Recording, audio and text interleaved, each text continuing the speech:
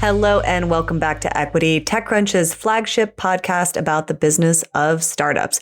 Today is Friday, February 7th, and I'm Kirsten Korosek, transportation editor at TechCrunch. I'm Margaret McCall, senior reporter at TechCrunch. And I'm Max F., another senior reporter at TechCrunch. Before we jump into the deals, I have to say that this was definitely not on my 2025 card, but I'm just going to just ditch the whole bingo card because I'm shocked every day. And this is about Andreessen Horowitz's most recent hire. Oh, it's so crazy. Yeah, this was a pretty wild one. So, Andreessen Horowitz just hired Daniel Penny. If you don't remember, Daniel Penny was charged with manslaughter and criminally negligent homicide in 2023 after fatally choking another passenger on the subway. He believed that the mentally ill man posed a threat to other passengers on the train, and it was a big story at the time. We can't get into all the details, but he was since acquitted, and now he is investing at Andreessen Horowitz. So someone help, who can thread the needle on this? Why did this happen? The mental gymnastics involved, but Margot, give it a shot. It's important to note that he's on the American Dynamism team, which is their team that invests in defense tech, gov tech. I don't know. I don't know if this is really a great through line, but their argument from what I've seen in reporting is that I believe he's a veteran, that he'll be able to make connections to the DoD. Whatever. It's kind of an out there reasoning. It's obviously more of just a signal to MAGA folks that they're in their camp and that they should be paying attention to American Dynamism investments because Andreessen Horowitz is behind them. You know what I mean? Yeah. We have actual deals to talk about, but I will say this. I think it's worth noting that there is no investor background or of any kind as far as anyone knows or has been any reporting on. That's not to say that people shouldn't get a chance, but it doesn't totally mesh with meritocracy argument. So I'll just put that out there. But, hey, we weren't in the interview room, so maybe they're seeing something that we're not. Yeah. I think the only takeaway to have from this is no investing experience. Like Margot said, I think it's a signal to the kind of Trump base that Andreessen Horowitz is very much aligned with them right now. And Andreessen Horowitz is playing this very much outsized role in government these days. And I think we're going to see a lot more of kind of things like this, signals, in 2025. So, but Kirsten, yes. What else do we have on the docket today? Well, on the show today, we have two deals of the week, what Stripe's latest hire says about its interest in startups, and a merger between two space startups that I think you'll find interesting. And then we're going to get into our two themes, Elon's influence within the U.S. government and another AI catch-up with a focus on Figure. Margot, I want to kick it off with you because Stripe just made a hire, very interesting, certainly in the TC wheelhouse of startups and VC partnerships. Talk to me about this hire.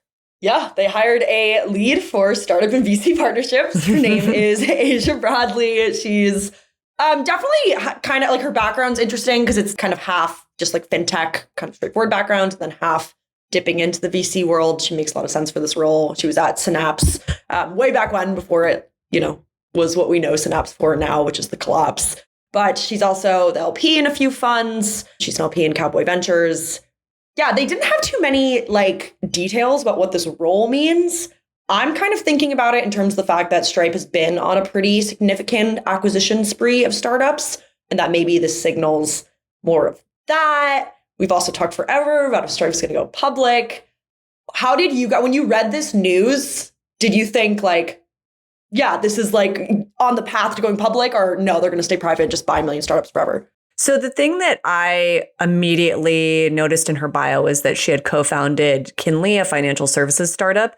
So that catered to Black Americans. And so I immediately was like, oh, they're tapping this person who has this founder background. And maybe I wasn't actually thinking of the merger and acquisitions piece, but that it makes so much more sense than my initial thought, which was, are they looking for some sort of incubator possibility here or investment strategy? And they're seeking someone who has that founder background.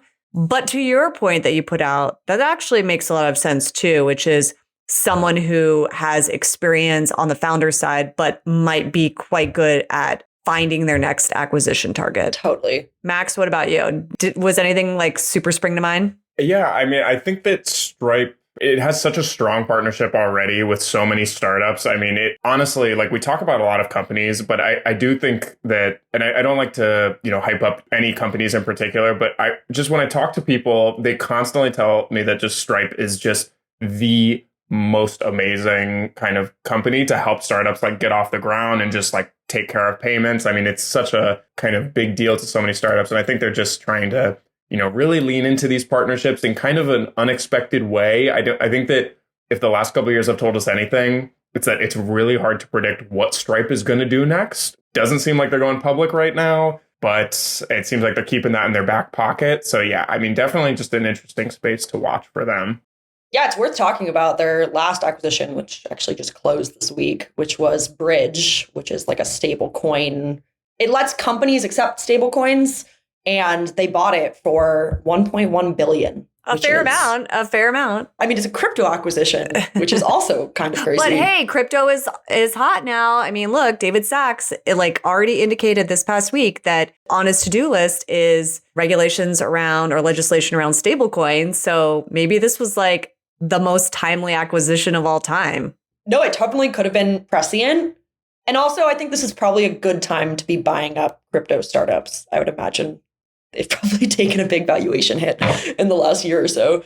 Yeah, I was going to say, so do we know any other acquisitions or any sort of signaling that they're making around areas of interest beyond their core business? I mean, it makes sense that they have branched out a little bit to stablecoin, right? Makes sense there. But any other areas that I wonder if it matches up with Asia's background at all, like in fintech space, if anything, any indications there? They made one other acquisition, Lemon Squeezy. An article we wrote described it as a merchant of record that calculates and pays global sales tax for digital products. That was also their, third acquisition in a 14-month period. So that's definitely more of like a straightforward fintech acquisition. Max, I don't know if you have any more insight on their acquisition strategy. Yeah, it's hard to tell. I do think that the crypto space is one to watch here. Yeah, I think that it seems like that is going to be picking up again. And there's a lot of startups out there that are good acquisition targets for them. So speaking of acquisitions, actually, speaking of the M in M&A, mergers, the deal I want to talk about this week is two space startups. They basically have merged. It's sort of a software hardware play. Sean O'Kane wrote about this. Super interesting. So Our Sky was this startup that basically built this software platform for space applications. And then here comes along this telescope company. And now they are merging into a company called Observable Space, which is interesting on a number of fronts. The marriage of software and hardware is always really interesting to me. But there is sort of like this certainly a push or interest in dual use, military, space-based type of companies. And the important factor here, and Margot, I'm sure you have something to say about this, is sort of that this actually is kind of part of the American dynamism movement in a way, because the telescope piece of this company actually makes telescopes in the US, which is rare. I know. I was going to ask you guys if you knew of anything. I was wondering if they're going to be able to ride headwinds of, anti-Chinese manufacturing, anti-manufacturing abroad. I don't know a lot about the telescope market. I don't know if it's a thing that I know for drones, there are a lot of parts, a lot of batteries made in Taiwan. And that's been super controversial. Is it the same for telescopes? Is it going to be a big deal that they can make telescopes in the US? I think so. Because so the telescope company is called PlaneWave. And I do think so, certainly in this administration, but there was already interest, in the past couple of years about shoring up domestic manufacturing. And also, if you think about it, the trajectory and interest in space has also increased. So I think that anything that is essentially onshoring, and the time is now, so makes a lot of sense. The whole pitch that they have is they will still be branded in their separate products, but together as Observable Space, they will be able to create all these new products. So, you can compartmentalize it a little bit, but then there's going to be this whole kind of other business unit. Yeah, during Sean's interview, the founder of Planewave said we had to decide whether the company was going to be Star Wars or Star Trek, which I thought was a really kind of good. Can someone explain what that means to me? How are the shows different? I think it was just that they were just such fundamentally different companies. And the answer was like, which are we going to lean into? Is one going to lean into the hardware? Are we going to lean into the software? That's how I read it, at least. And the answer was, the other founder said, was that they're actually going to be Battlestar Galactica. So a whole new thing, to your point. Completely creating something new here. I think it's really interesting. But yeah, I do think that we're probably going to see a lot more onshoring of efforts like this. But Kirsten, how difficult is it to kind of, merge these hardware and software components in other kind of mergers you've seen in the past? Well, I think there's a lot of examples out there, hardware and software, nothing springing to mind because you put me on the spot. But I will say in this case, if you read this story, and I've talked to Sean a little bit about this as well, they actually saw like the potential in real time happening as they struggled to get this telescope operation. Like there was one of the investors was at a location trying to use this specific telescope application, and it really needed the software component. So it was sort of like this moment where they're like, these should be together. I guess it's like the Reese's peanut butter cup, the accidental merger. So I think that, one thing we talked about a little bit was why not license just the software? But I think the whole pitch here is that the hardware and software together makes more sense because you can do a whole new group of products, but you can also at the same time sell your software or your hardware separately, like as branded things. So to me, it's like kind of a no-brainer. Software hardware mergers don't always work, but certainly we know that in the case of Apple, which is not a merger, but certainly a hardware and software product, it's like a huge multi-billion-dollar company that has worked really well, totally different area. But I think that there's lots of examples out there of hardware and software like making a product much, much better. The hardware component is tough because it can be expensive. So the hardware product already exists and now they're marrying together. So to me, it seems like it'll work well. I think that we have explored space enough today. After the break, we are going to talk about Elon's influence in US government and bring Max back to give us an update on all things AI, focusing on Figure.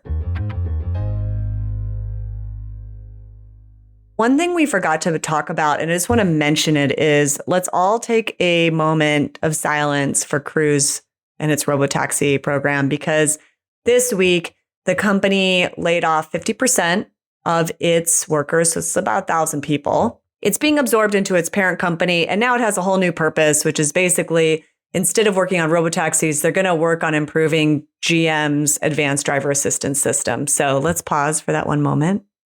Kirsten, it seems like the writing was on the wall that this was about to happen. I remember a couple weeks ago, GM announced that they were stepping back from Cruise. Can you kind of talk about, just did we know that this was on the verge?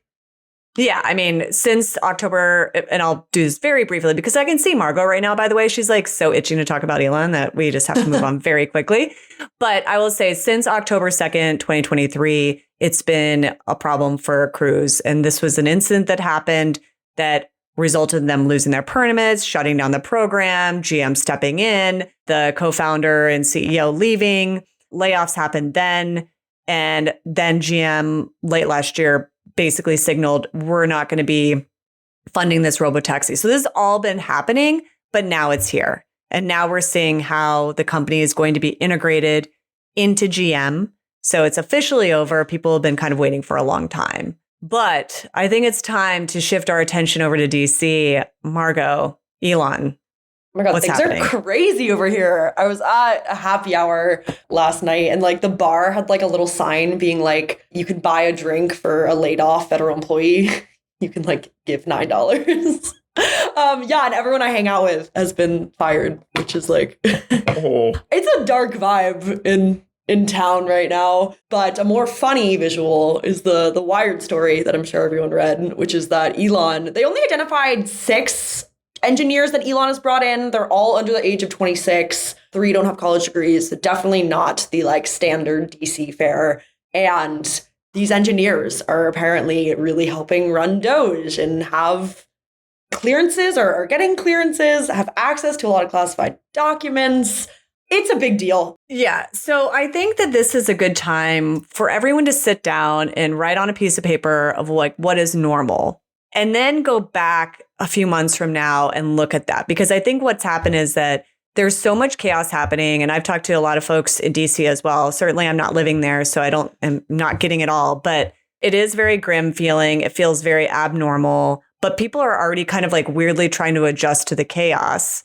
And I think that we should establish that while trying to make the government more efficient and less bureaucratic is probably a very good thing, putting a lot of opaqueness around the type of people that you're putting into these positions, so not naming them or trying to protect their identities, not being clear, not signaling to Congress what you're doing, actually kind of like eschewing laws to reach that moment of efficiency is not normal, nor is it a good thing. I'm editorializing here, but I think that I think that we can all like just go, yeah. I mean, the way I like to frame it when people have, said, well, he's doing great work. I'm like, okay, imagine in a different universe, a parallel universe, if George Soros and other unnamed people had infiltrated the Treasury Department's payment system, what would the reaction be?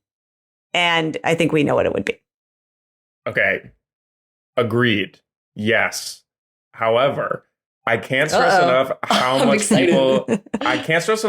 people in San Francisco and Silicon Valley are so excited about this happening. Like that is just when I talk to people here, they are like rejoicing around these like 6 young guys. People call them like their national treasures. Like should be so lucky that these kids are going in and just taking care of the federal budget. I don't even know what they're doing over there. One of them is this guy named Luke Ferreter, who he had a viral moment a couple months ago because he used AI to like basically decode these burnt rolled up scrolls and somehow was able to read them, which just, of course, like everyone in Silicon Valley, like that's like, engagement bait for Silicon Valley people, like reading burnt rolled up scrolls, with AI. People are so excited about Elon doing this here. It's really just like such a sign of what a bubble this is here in San Francisco and Silicon Valley, that they think that this is a good idea. Whereas the rest of America is like freaking out. Like, why are these inexperienced kids taking control of this? Yeah. By the way, I don't know if you knew this, but Margot actually interviewed Luke, right? I did. I interviewed him in like late 2023 about the scrolls, which was this thing called Vesuvius Challenge run by Nat Friedman, who's obviously a very big AI investor. And yeah, I like went back yesterday and I'd interviewed him for like an hour, and I like went through, I have a mini profile on him that's going to go up today, kind of going back through that interview. And it was so interesting because I mean, back then he was 21 and he was so polite. He like kept calling me ma'am.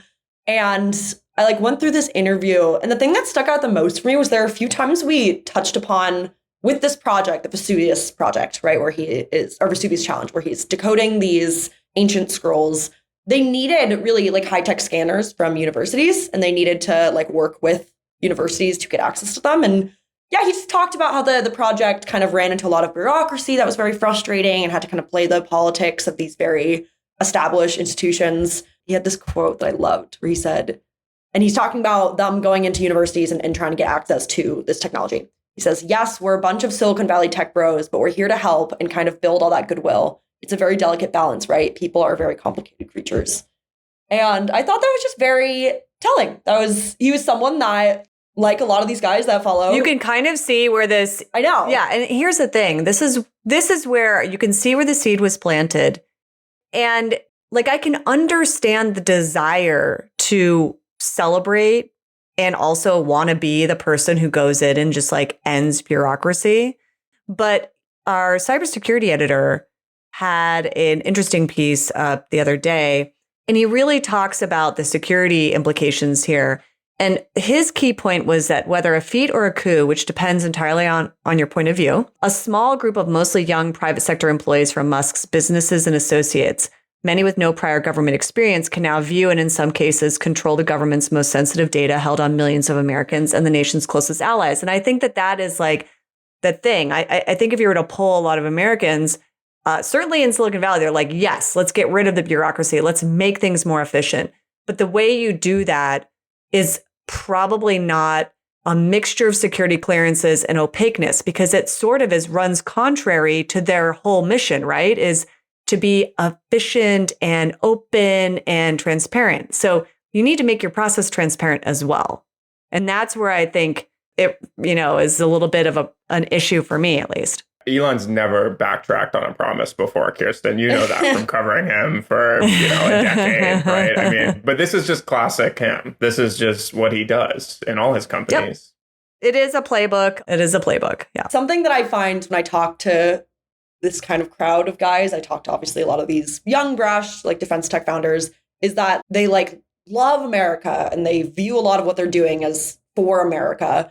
But then they have this like disdain for like the processes of democracy that I find really interesting.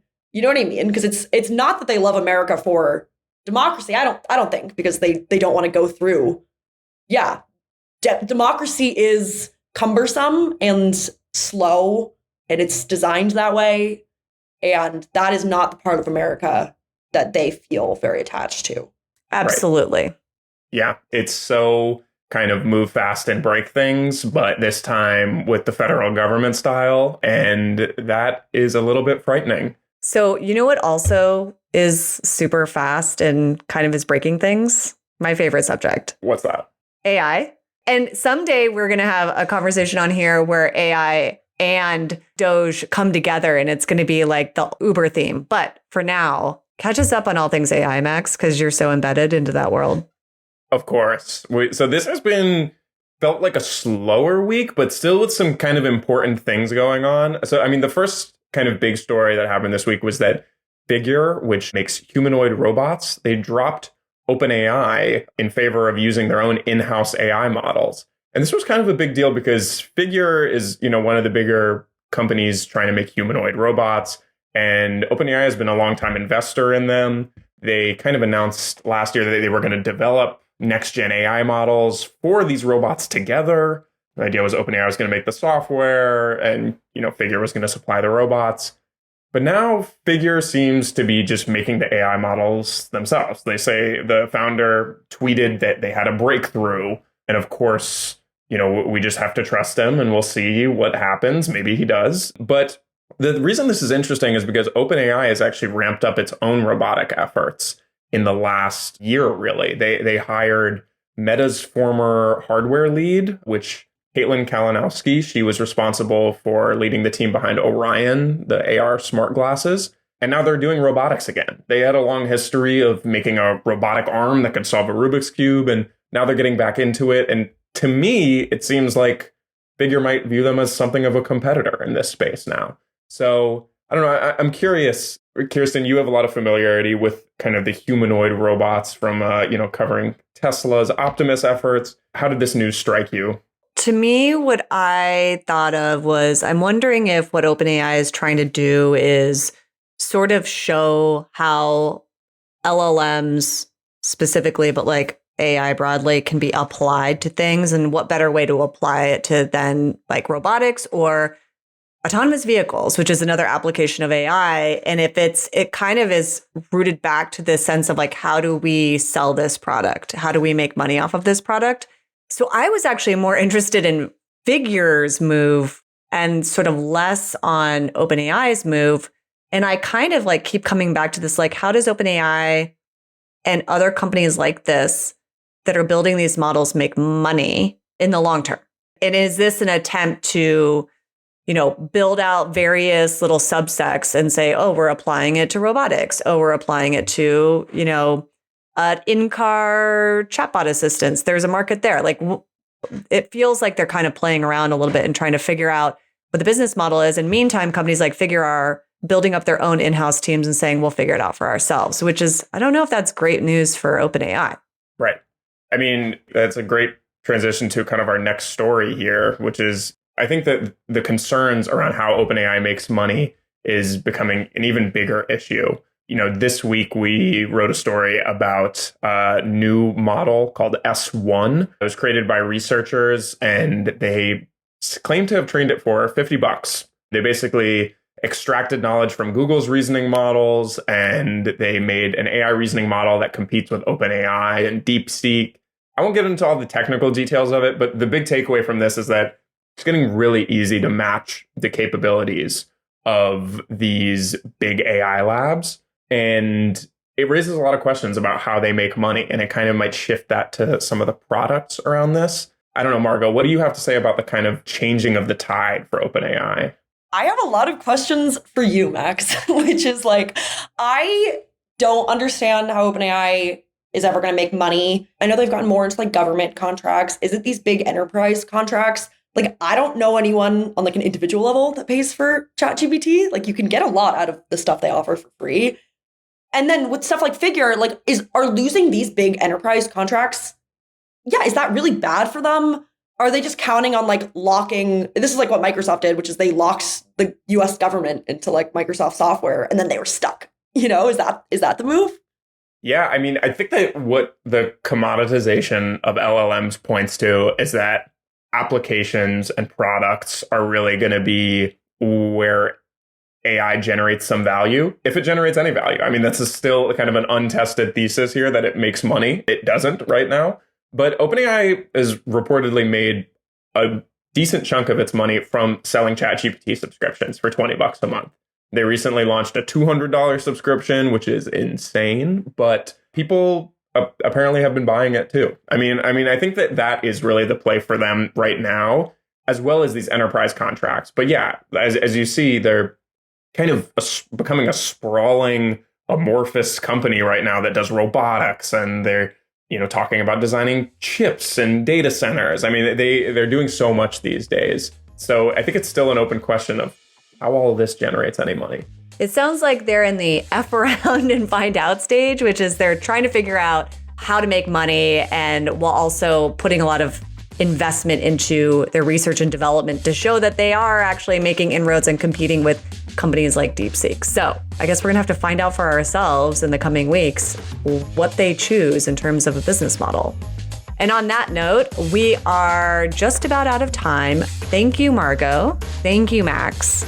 Equity will be back next week, but until then, you can find Equity under the handle @EquityPod on X and Threads. Equity is produced by Theresa Loconsolo with editing by Kell. We'd also like to thank TechCrunch's audience development team. Thank you so much for listening, and we'll talk to you next time.